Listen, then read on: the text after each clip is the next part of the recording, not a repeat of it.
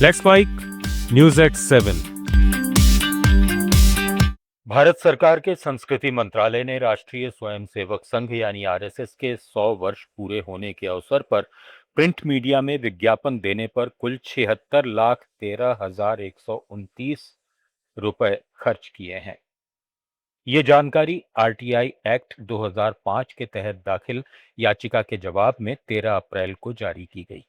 मंत्रालय के under secretary पप्पूंजय Kumar ने आरटीआई आवेदक अजय वासुदेव बोसे को ये जानकारी दी।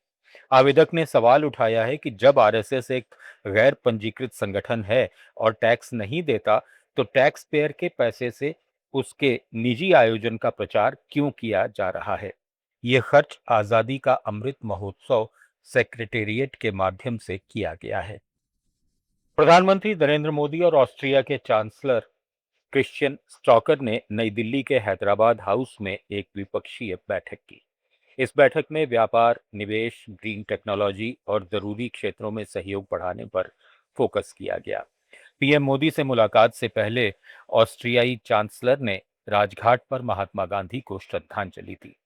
इसके बाद पीएम मोदी ने डॉक्टर स्टॉकर के साथ एक संयुक्त प्रेस स्टेटमेंट में कहा कि ये खुशी की बात है कि चांसलर स्टॉकर ने यूरोप के बाहर अपनी पहली आधिकारिक यात्रा के लिए भारत को चुना।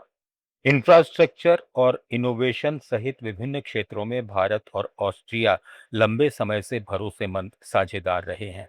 पीएम मोदी ने दिल्ली मेट्रो और हिमालय की ऊंचाई पर स्थित अटल टनल का जिक्र करते हुए कहा कि इन परियोजनाओं में ऑस्ट्रिया की टनलिंग विशेषज्ञता का महत्वपूर्ण योगदान रहा है।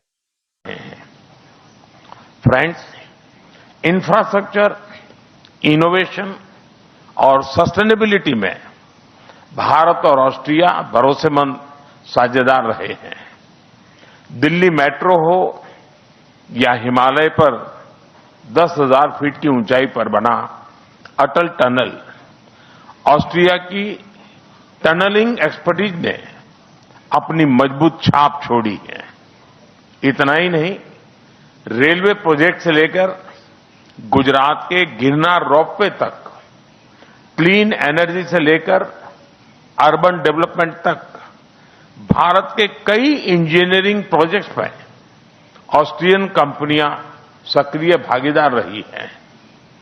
सुप्रीम कोर्ट ने देश में अनिवार्य मतदान लागू करने की मांग वाली याचिका पर सुनवाई से इनकार कर दिया है।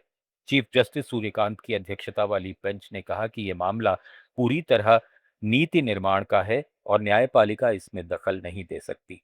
याचिका में मांग की गई थी कि जो लोग जानबूझकर वोट नहीं डालते, उनकी सरकारी सुविधाओं पर रोक लगाई जाए। इस पर अदालत ने साफ कहा कि लोकतंत्र दबाव से नहीं बल्कि जागरूकता से चलता है। सीजेआई ने यह भी कहा कि भारत में 75 साल से लोकतांत्रिक प्रक्रिया पर भरोसा कायम है और किसी को वोट डालने के लिए मजबूर नहीं किया जा सकता।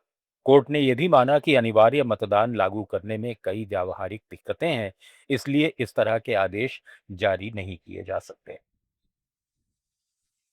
संसद में महिला आरक्षण विधेयक पर चर्चा जारी है। केंद्रीय मंत्री नितिन गडकरी ने कहा कि महिलाओं के लिए ये ऐतिहासिक और देश के इतिहास में क्रांतिकारी बिल है। महिलाओं को लोकतंत्र में बराबरी का मौका मिलेगा। एक बार आप बोल दीजिए। नारी शक्ति वंदना बिल जो है वो आज लाया जा रहा है, क्या कहना चाहेंगे, कितना महिलाओं के लिए ये बिल? महिलाओं के लिए ऐतिहासिक बिल है और मुझे लगता है कि देश के इतिहास में एक क्रांतिकारी बिल है जो महिलाओं के लिए लोकतंत्र में बराबरी का मौका मिलेगा। कांग्रेस सांसद राजीव शुक्ला ने कहा कि सभी विपक्षी दलों ने मिलकर तय किया है कि हम महिला आरक्षण के समर्थन में हैं, लेकिन परिसीमन के जरिए सत्ता पक्ष इसमें साजिश करके सभी क्षेत्रों को तितर बितर करना चाहता है और संवैधानिक ढांचे को खराब करना चाहता है, उसका हम विरोध करते हैं। बिल को लेकर आ रही है तो क्या कहेंगे? देखिए, इसमें सारे विपक्ष ने तय किया कि महिला आरक्षण पे हम समर्थन में, महिला आरक्षण चाहते हैं। 2023 में जो प्रस्ताव पारित हुआ था हम उसके साथ हैं, लेकिन ये डिलिमिटेशन जो है इसमें साजिश करके, इसमें जोड़ के, इस बहाने ये सारी जो है कॉन्स्टिट्यूंसी को छितर बितर करना चाहते हैं और जो संवैधानिक ढांचा उसको खराब करना चाहते हैं, उसके विरोध में। न्यूज एट 7 में फिलहाल इतना ही। बने रहिए लेट्स माइक के साथ। आप सुन रहे थे let's mic more than radio.